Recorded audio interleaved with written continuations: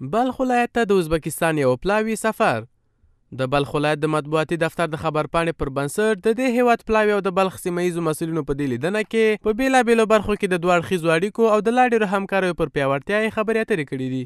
د بلخ والي په دې لیدنه کې د سوداګریزو او ترانزیتي اړیکو د پراختیا او د ویزو د صادرولو اسانتیا او د برابرولو غوښتنه کړې ده. ټول مسؤلین او افغانان تجاران له زړه له کومې د ګاونډیتوب او ښه اړیکې دا د ازبکستان هیواد او بالخصوص د همسایه ولایت څخه دا زموږ د ټولو دا د زړه د کومې دا دغه دی چې ښه اړیکې او محکمه اړیکې په هر اړخ کې جوړې کړو. دغسې په تعلیم کې کومک وکړي ځکه دا ملک او دغسې په نور بخشو کې چې څنګه وست وامی د ادارو سره کومک او همکاري وکړي. له بلې خوا د سرخندریا والي په بېلابېلو په تېره بیا د سوداګرۍ برخه کې د لا زیاتو اسانتیاو د رامنځته کېدو خبر ورکړی دی.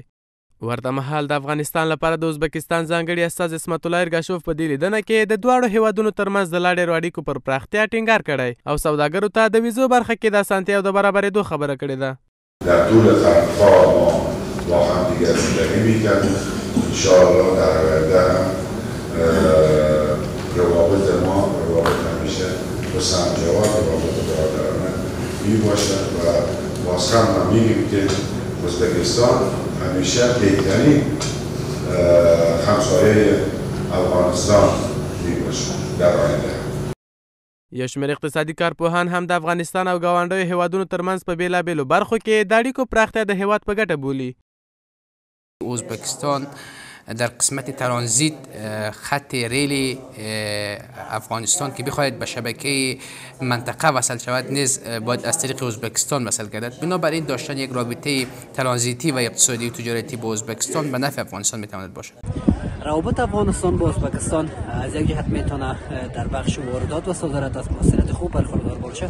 در کنار از این با رسیدن فصل زمستان میتونه در بخش واردات کالا استراتژیک خیلی موثر واقع شود و قیمت ها را میتونه در بازار کاهش بده و با توجه به فقر گسترده که در افغانستان جریان داره میتونه وضعیت زندگی مردم از بحرانی که جریان داره نسبتا کاهش بده. د دې سره ازبکستاني چارواکو مخکې له دې هم د کابل او تاشکند ترمنځ د اړیکو پر پراختیا ټینګار کړی، ویلي چې تاشکند د افغانستان له خلکو سره په بېلابېلو برخو کې خپلو مرستو ته دوام ورکوي.